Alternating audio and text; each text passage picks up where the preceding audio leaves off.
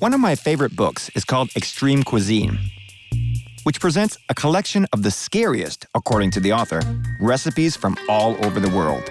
For instance, Wickety grub, Australian maggot stew, Korean live octopus tentacles, octopus that is cooked still alive, and maggot cheese from Sardinia. I'll tell you about that in detail in an upcoming episode. Naturally, I have to taste everything.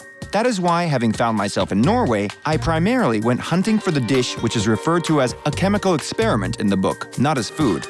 The name is rather eerie too, Lutefisk.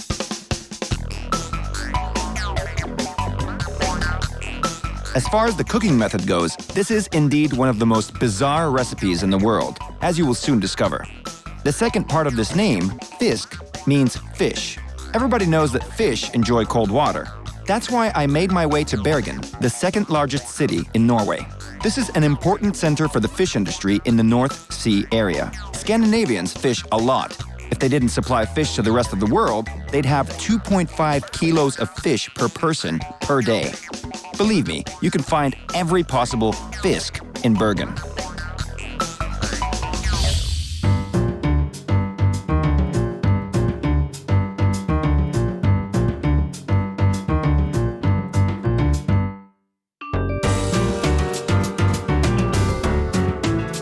Based on what I read in the Extreme Cuisine book, I concluded that a lutefisk specialist should be a grim, sort of vivisectionist type of person. Despite my expectations, the main lutefisk expert of Bergen turned out to be a lovely lady named Hannah Frosta.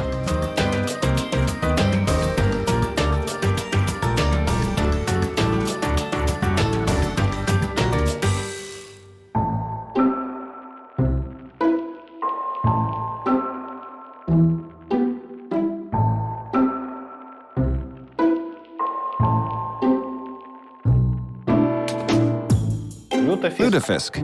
Lutefisk, very good. Okay, we'll discover how good it is.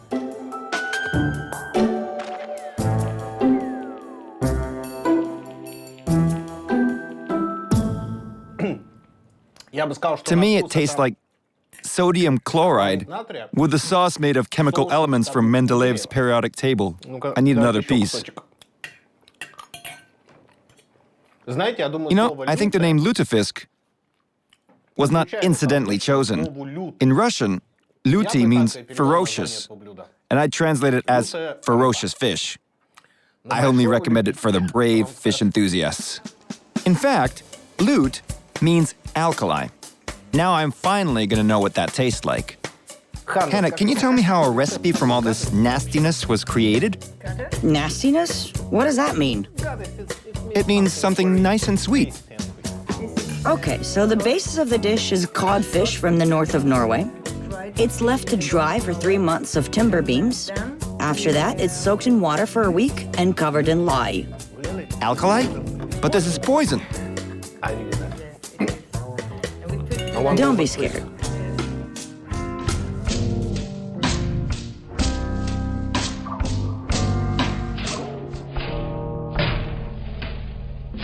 Don't be scared. It's all right.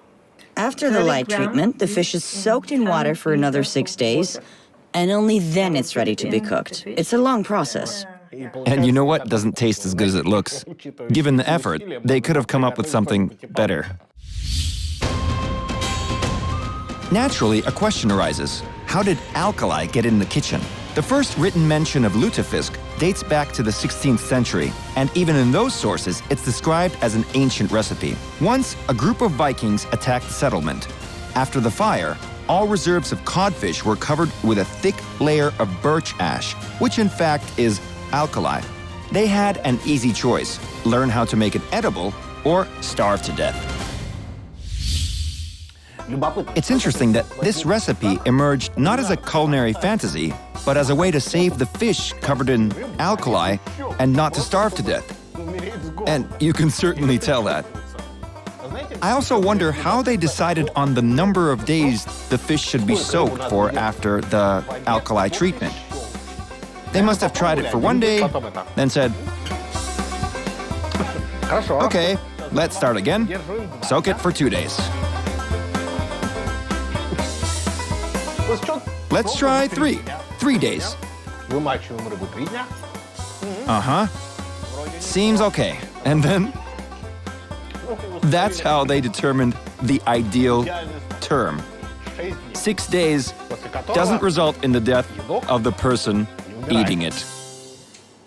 Alkali softens the fish and gives it a sharp and what seems to me as a kind of chemical fragrance. After all the treatment, the fish is sprinkled with iodine-treated salt, chemicals again, and then baked. Of course, toxic substances remain, but there's very little of them. This recipe gives one an idea of how tough the Vikings were. If the fat codfish remained in the lye just a bit longer, we'd have fishy soap. But the Vikings preferred being well-fed rather than clean. Hannah, can you tell me what people say when they try lutefisk for the first time?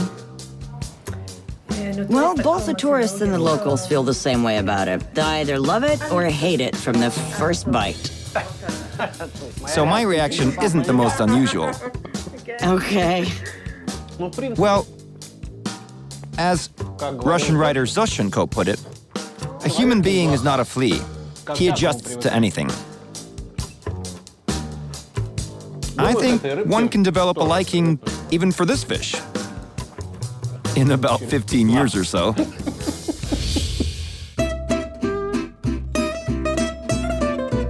Without a doubt, lutefisk is impressive.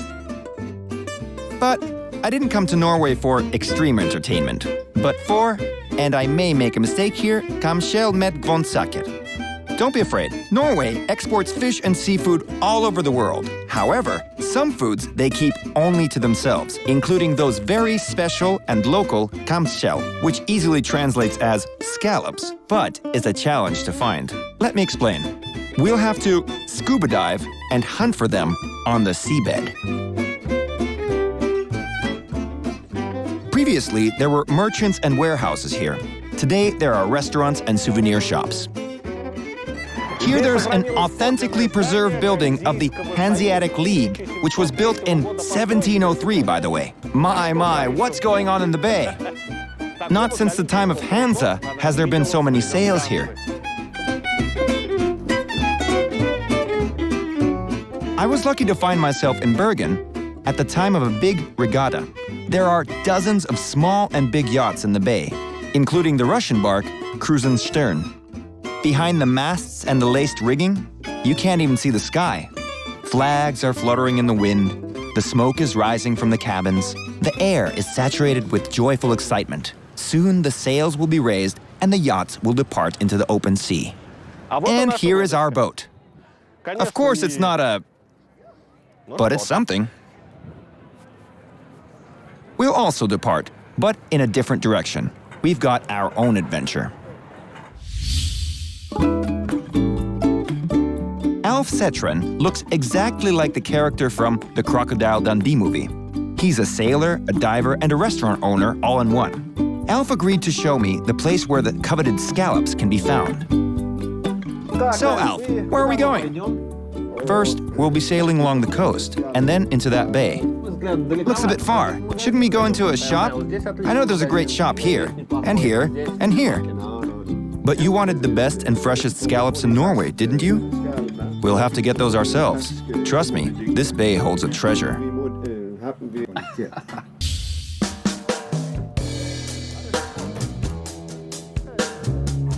Alf turned out to be quite a character. He built his restaurant on a little island which is only accessible by sea. It takes 20 minutes to arrive here by boat from Bergen. When he started his business, everyone thought he'd be a failure. However, the restaurant flourishes. Could it be because there's nowhere to run away without paying the bill?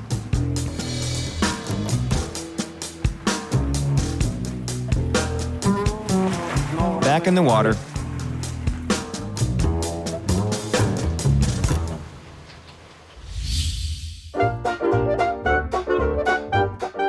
If you open this beautiful shell, you'll find a big, bright mussel, which is the edible part of the scallop. It is a fat-free food, pure protein, very healthy. It helps decrease the level of bad cholesterol and is considered to be the perfect aphrodisiac. Today, our scallops will be accompanied by vegetables. They are selected and cooked in such a way that the garnish does not interfere with the taste of the star attraction.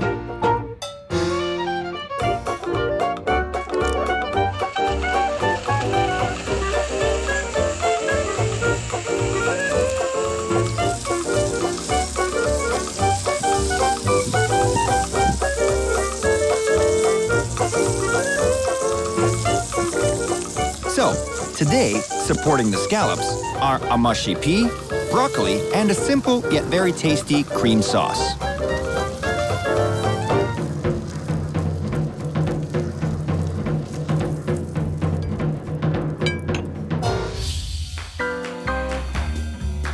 Boil the broccoli and 100 grams of green peas. Add a pinch of salt to the peas, 80 grams of butter, and blend it. The mushy peas are now ready. Then, we fry the scallops in a little butter until a crispy crust appears. Whisk heavy cream, salt, and sugar. This will be our sauce. If you want, you can also add half an onion or a green lettuce leaf to it. Ready to serve.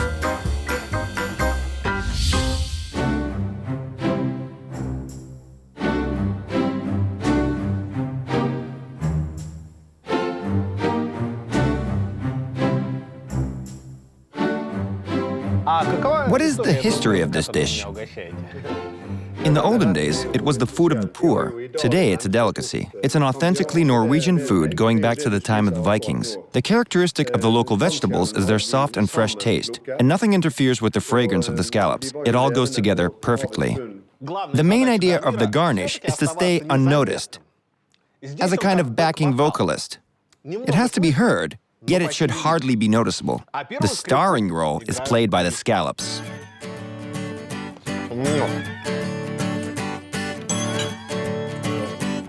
They're absolutely delicious. And if some guy swims over here, will you feed him? Of course. It's happened before. Just have a bite and continue swimming. They are perfect.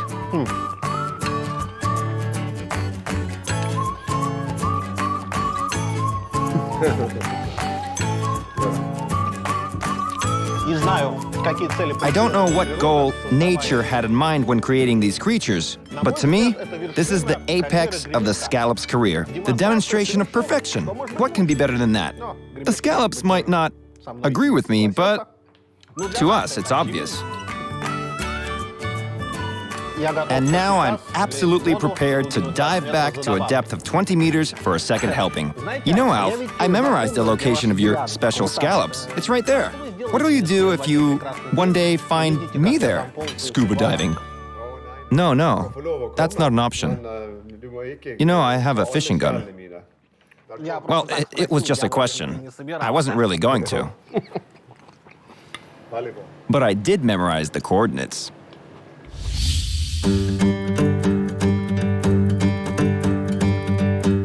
I decided to have dessert in Stavanger, a city located on the Stavanger Peninsula in the southwest of Norway. They promised to show me the biggest cake in the country there. Part of the route was winding through the famous Norwegian fjords. What can I say? The fjords are beautiful. The views are breathtaking. However, from a culinary point of view, rivers are much better. Fresh river water, in contrast to a fjord, can be used only for watering plants and for feeding animals. It's not good to grow plants or build a farm on the sharp rocks surrounding the fjords. It's not even good as a trade route because there are hardly any places to unload the goods. It's not surprising that the Vikings, when leaving to raid their neighbors, left those fjords hungry and furious.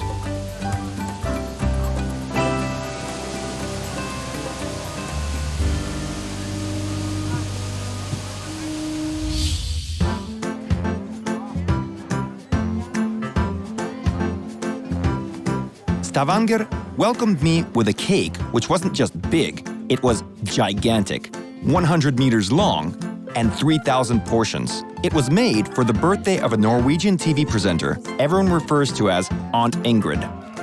For dozens of years, she's been sharing new recipes with the audience, and they claim she has revived the interest in home cooking in the country. Today, Aunt Ingrid is turning 90.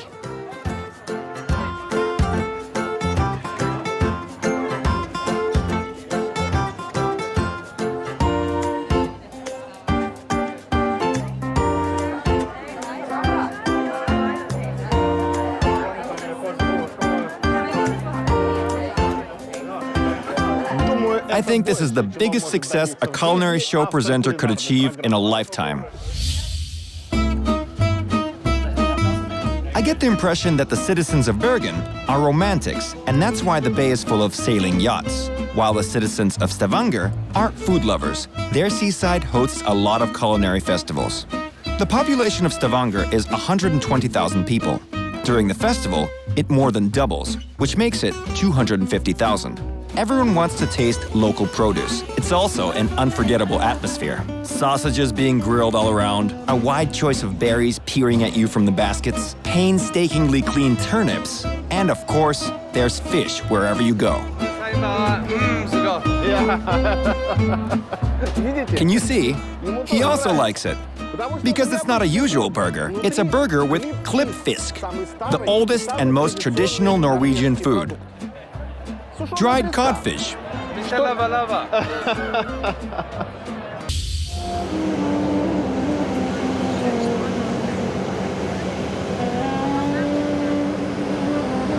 This journey made me realize one thing. People whose ancestors traveled the world in their rooks and even discovered America still have sea coursing through their veins. And this means that the favorite food of Norwegians is fish and seafood cooked in a variety of ways, but undeniably delicious. All except the lutefisk, of course.